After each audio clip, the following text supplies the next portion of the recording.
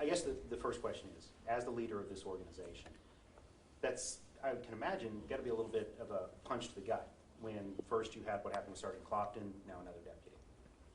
Well, obviously, the leader of any organization would be highly embarrassed for the conduct of an officer that would lead up to termination due to some kind of relationship. The fact that we've now terminated an employee because of untruthfulness surrounding that relationship is troubling to all of us. We're held to a pretty high standard, and the relationship between us and the people we deal with in our professional capacity is I think, as important as the relationship between a doctor and a patient. So we have to have the highest ethical standards in how we approach that relationship and how we deal with them. Okay. How long did David? Several years. I don't know the exact length. Again, as I said earlier, okay. The file has not been brought to me yet. I understand. Okay.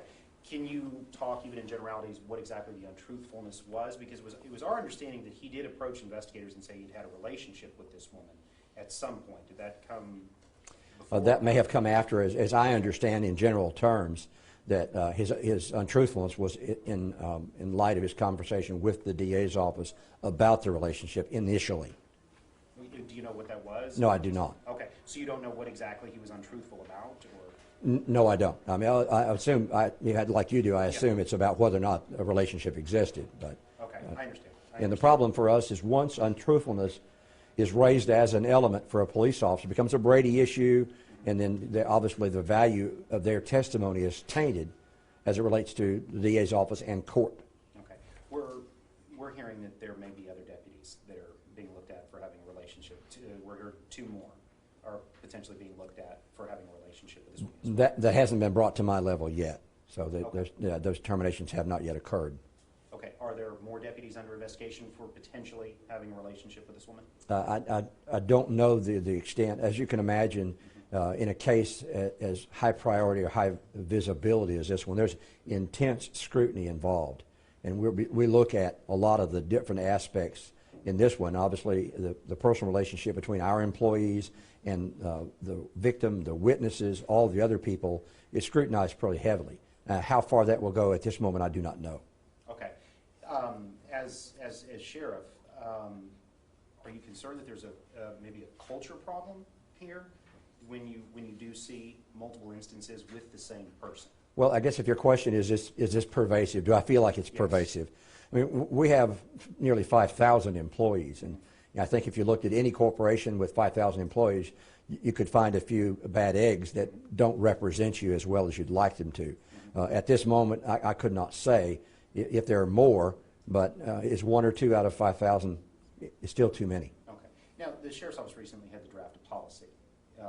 In very simplistic terms, can't have any kind of relationship with potential witnesses for this. Is that something, as a career law enforcement officer, you thought you'd actually have to formalize? No. And obviously it's embarrassment to us that we would have to actually put that in writing. But in today's society and culture, apparently you have to define things in those terms. Now we're down to you shall not. Okay. Had you ever known Deputy De Leon? Had you ever had a chance? I know 5,000 employees, but I just didn't know. So do you know what his career was like in terms of discipline prior to this? I mean, did he have a good record, clean record, or? No, I don't. As I say, okay. If he appeals it to me, all that will be brought before me. Okay, so you don't know. I do not know. Okay. Yeah. All right. So are you going to have meetings with people, or have some of your commanders have meetings with people just to kind of talk again?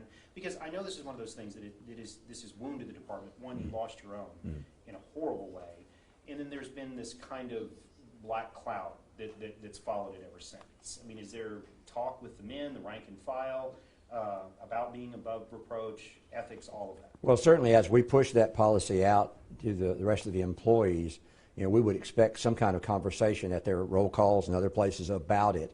And certainly we want to make sure our employees understand that we expect a higher standard of conduct as we deal with the public in our professional capacities. Okay. And you said that you had, you were surprised that you actually put it in words, but when you did put it out, why did you feel, okay, we've got to put this on paper now, you can't do this? Well, certainly as the administrative disciplinary process came about, and we look at policies, and if we've left a loophole in the phrasing or wording of the policy that we feel we better cover, then sometimes it's time to step up and do that. We have to take responsibility for the action of our employees. Okay. so, you know, I'm just waiting, so the policy did come about because of all that? I mean, Because starting with in the law- totality of circumstances, yes. Okay, and was there something you felt was lacking when you were looking at it from a disciplinary angle? Because I know, especially with police officers in the civil service deal, you have to be very specific Yes. in the way you do things. Was there something that you felt was lacking that left a gray area? Yeah, we didn't think the language was strong enough, and so that's why it was necessary to write the policy and craft it in that way, so that we maybe close loopholes in the context of how we relate to people that we come into contact with through the course of our professional contacts. Okay, and my last question, are you concerned there are others? Yeah, obviously, I mean, you know, this one seems to be the gift that keeps on giving. You know, we want to make sure that the public understands that as we look at the conduct of our employees, that our proportionate response should be at the level of severity of their actions. If it's a judgment issue, then, you know, we'll look at that, and we will make sure that we take care of those issues. And if we have bad apples that have poor judgment, poor contact with the employees and with the public, then we want to address that. We want to make sure that we are above reproach. Okay, great. Thank you. I appreciate it. Thank you, sir. Yeah.